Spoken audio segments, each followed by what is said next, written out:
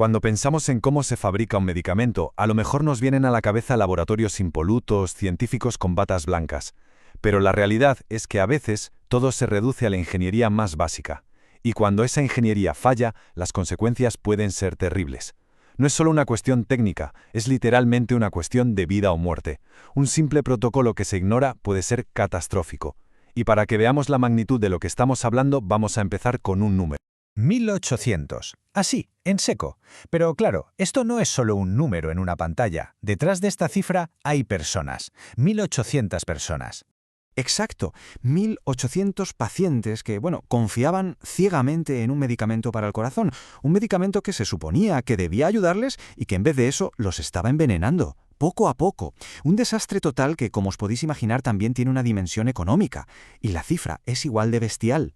78 millones de euros. Es una cantidad que marea, ¿verdad? Y no es solo dinero. Esto representa la quiebra de una compañía, sí, pero también representa una pérdida de confianza brutal en toda la industria. Una mancha que cuesta mucho, mucho limpiar.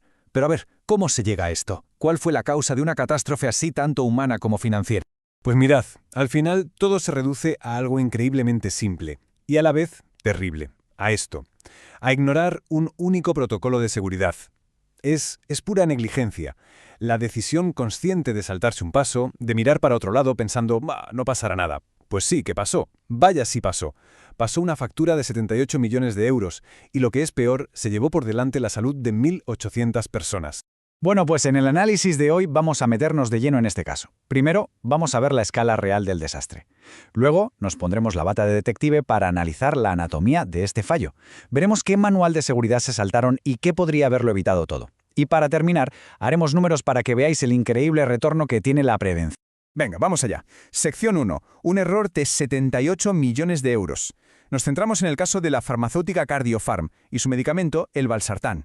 Es que esta historia es el ejemplo perfecto de cómo un fallo técnico aparentemente pequeño en un equipo acaba convirtiéndose en una crisis de salud pública y en un agujero financiero descomunal. El veneno, en este caso, fue el cromo, un metal pesado que se fue filtrando desde un reactor al medicamento. ¿Y los efectos? Pues mirad, fueron devastadores. Empezó con lo que podían parecer síntomas menores, náuseas, vómitos, un cansancio extremo, pero la cosa se puso muchísimo peor. 280 de esos pacientes acabaron hospitalizados de urgencia con daños muy graves en el riñón y en el hígado. Y para 12 de ellos, para 12 personas, el daño ya fue irreversible. Una condena a vivir con enfermedad renal crónica para el resto de sus vidas. O sea, que quede claro, no estamos hablando de un simple malestar, estamos hablando de vidas destrozadas para siempre. Y claro, el golpe financiero es el espejo de esta tragedia humana. Si miramos el gráfico, es que es abrumador.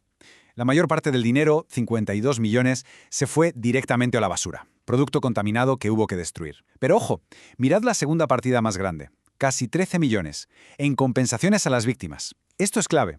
La negligencia no solo te obliga a tirar tu producto, es que destruyó la salud de la gente y al final se cargó la empresa entera.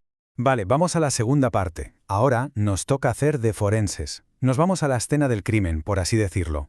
Porque lo más increíble de todo esto es que el origen del desastre no fue un error complejo de formulación, ni una materia prima que viniera mal de origen. No. Fue algo mucho más básico y, si me apuráis, mucho más terrorífico. Todo, absolutamente todo, empezó en una única pieza de maquinaria, el reactor R305. Vamos a ver cómo este cacharro se convirtió literalmente en una máquina de fabricar veneno. A ver, para entender qué falló, primero tenemos que saber qué es este equipo. Un reactor vitrificado. Imaginad una olla de acero gigante, pero por dentro está recubierta con una capa de vidrio especial, como si fuera esmalte. Esa capa de vidrio, que es de apenas unos milímetros, es súper importante. Es la única barrera que hay entre los productos químicos, que a menudo son muy corrosivos, y el propio acero del reactor. Si esa barrera falla, malo. Y aquí es donde la cosa se pone fea de verdad. Mirad esta cronología. Es la historia de una negligencia en toda regla. El reactor se instala en 2004. Vale. Última inspección, 2012. Y después, nada. Silencio. Pasaron 5 años. 5 años sin que nadie mirara dentro. Y en ese tiempo, la bomba de relojería se fue activando. En 2014, seguramente, empezaron las primeras microfisuras. Para 2016 ya habían atravesado el vidrio y empezaba a filtrarse el cromo. Y en 2017 el desastre era total. Un 30% del revestimiento había fallado. O sea, el fallo se fue cociendo a fuego lento, a la vista de todos. Bueno, de todos los que hubieran querido mirar, claro. Pero ¿cómo pasa esto exactamente? ¿Cómo un reactor se convierte en veneno? Pues no es algo que pase de un día para otro, no es una explosión.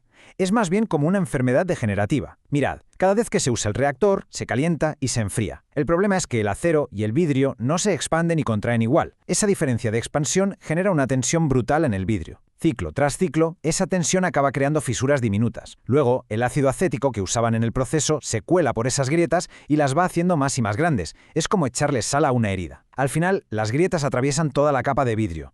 Y ahí se lía. El ácido llega al acero, lo empieza a corroer y ¡bingo! El cromo tóxico del acero se libera y se mezcla con el medicamento. Y lo más fuerte de todo es que la propia empresa tuvo señales de alarma. Tuvieron avisos. Algunos lotes empezaron a dar positivo en los controles de metales pesados. Pero, ¿qué hicieron? Su investigación interna llegó a esta conclusión que vemos aquí. La contaminación es por plomo en los reactivos. Y se quedaron tan anchos. Echaron la culpa a otro sitio, básicamente. ¿Por qué? Porque usaron un método de análisis anticuado, que no era capaz de distinguir bien los metales. Así que miraron donde no era, dieron el lote por bueno y siguieron fabricando veneno. Es increíble.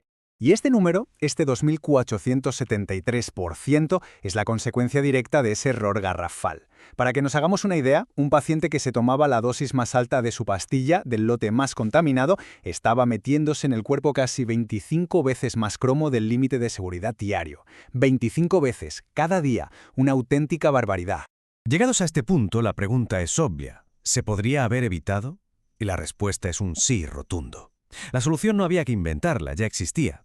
Estaba, y está, escrita en un manual, en una norma internacional para la industria que se llama ICHQ-7. Es básicamente el libro de instrucciones sobre cómo hacer las cosas bien con los equipos. Un libro que en CardioFarm, por lo que parece, decidieron usar para calzar una mesa. Es que esta tabla lo resume todo a la perfección. Son dos mundos, dos formas de ver las cosas. Por un lado, el método CardioFarm, el tira hasta que rompa. Considerar las inspecciones un gasto que hay que evitar y, bueno, si algo se rompe ya correremos. Y por otro lado, lo que dice la norma ICHQ-7, el estándar de la industria. El mantenimiento preventivo no es una opción, es obligatorio. Las inspecciones no son un coste, son una inversión en seguridad.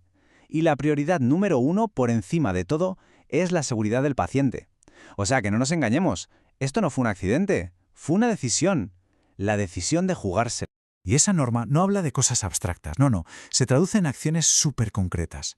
Para un reactor como el que falló, la norma te dice, tienes que hacer una inspección visual por dentro cada año, tienes que medir el grosor del vidrio cada 2 años, tienes que hacer una prueba de chispas cada 3.